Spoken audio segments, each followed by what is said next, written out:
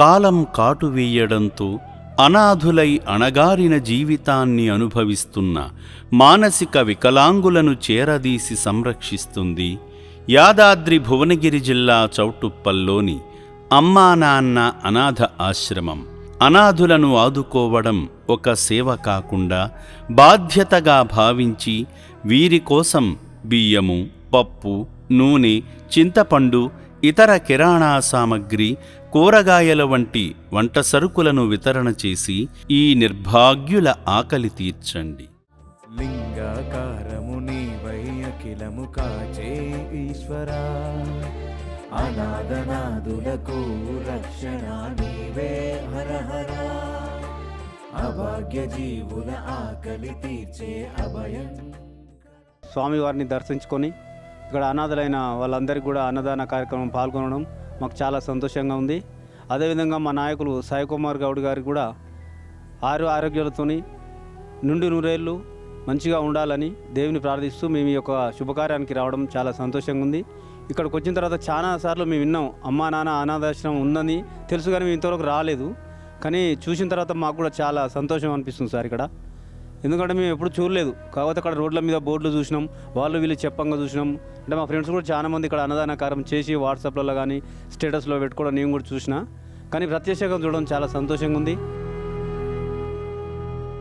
కొనూరు సాయి కుమార్ గౌడ్, భోగారం, రామన్నపేట మండలం, యాదాద్రి డిస్టిక్. ఈ కార్యక్రమానికి ఇది రెండోసారి రావడం జరిగింది. నా సొంతంగా 2 times, నేను ఫ్రెండ్స్ తోటి ఒక 2-3 times వచ్చి వెళ్ళాను.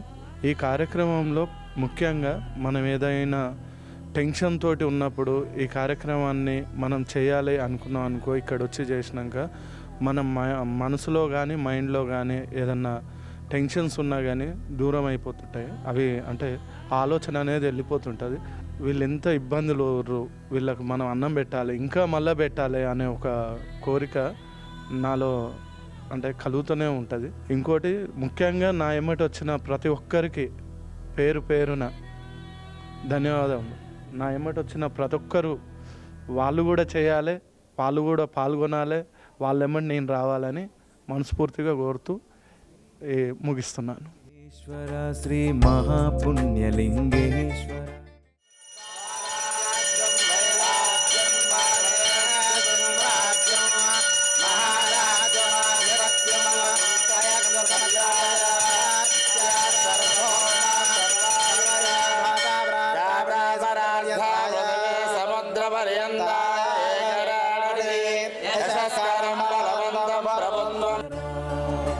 శ్రీ పుణ్యలింగేశ్వర శ్రీ మహాపుణ్యలింగేశ్వర.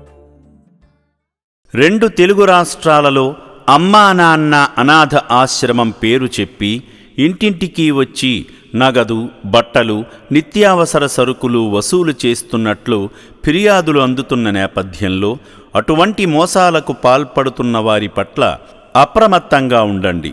ఈ ఆశ్రమ సభ్యులెవరూ రోడ్లపైన లేదా ఇంటికి వచ్చి సేవల పేరుతో డబ్బులు వసూలు చేయరు. అనుమానం ఉన్న వారి గురించి మాకు సమాచారం ఇస్తే తగు చర్యలు తీసుకుంటాం.